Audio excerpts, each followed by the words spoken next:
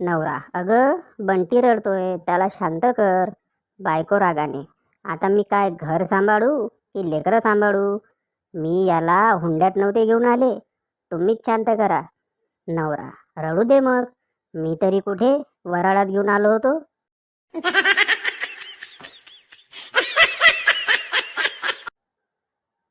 बायकांची प्रार्थना, हे देवा, माझ्या नवऱ्याला पैसा, धन, दौलत, यश सारं दे.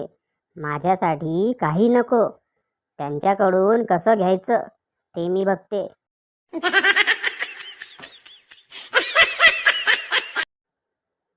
शब्दाने शब्द वाढतो व शाब्दिक वाद निर्माण होतात. शब्द मनावर खूप वाईट परिणाम करतात.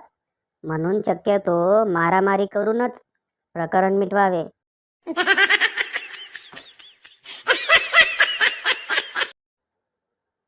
एका बाईला 10 मुलं असतात. पत्रकार, अहो या पहिल्या मुलाचं नाव काय? बाई मुन्नू. पत्रकार, बरं या दुसऱ्या मुलाचं नाव काय? बाई मुन्नू. पत्रकार, बरं आणि या बाकीच्या मुलांची नावं काय आहेत? बाई, सगळ्यांची नावं मुन्नू. पत्रकार, अहो मग तुम्ही त्यांना ओळखता कसं? बाई, अहो प्रत्येकाची आडनावं वेगवेगळी आहेत ना.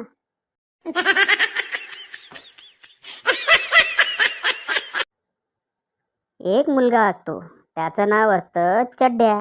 एके दिवशी तो शाळेत जातो आणि फक्त त्यानेच होमवर्क केलेला असतो. मग टीचर म्हणते, चड्ड्या सोडून सगळ्यांनी उभे राहा.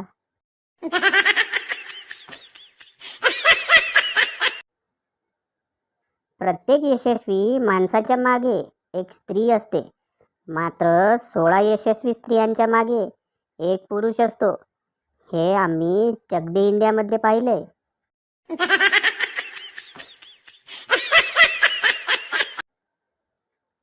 बच्चा टॉयलेट से आवाज लगाते हुए, मम्मी कर ली. मम्मी, खुद धो लो बेटा.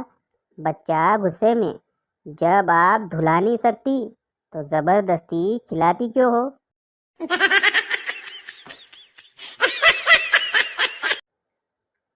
बायको कशी असली पाहिजे याविषयी सरांनी 2 तास भाषण दिलं. पोरांनी ते रेकॉर्ड करून त्यांच्या बायकोला पाठवलं. 2 दिवस झाले सर शाळेत आलेच नाहीत.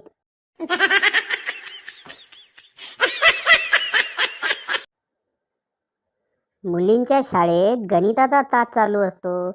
बाई मुलींना शिकवत असतात. एकामध्ये 2 टाकले तर काय होईल?